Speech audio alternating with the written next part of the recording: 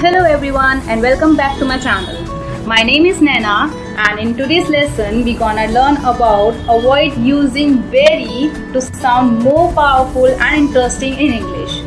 So let's start by comparing two sentences. And here we go. Yesterday I did a really hard workout at the gym and afterwards I felt very tired and very thirsty. Versus yesterday I did a grueling workout at the gym. Afterwards I felt drained and parched. So, which sentence do you think sounds better? Yes, definitely the second one. But why?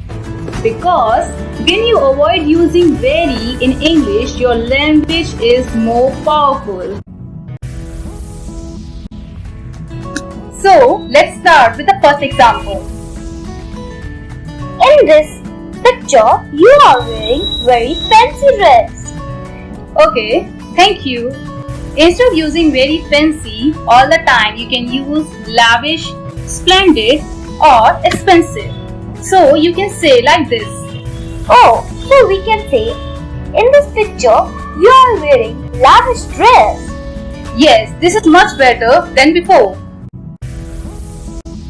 Wow, you look very pretty in this picture.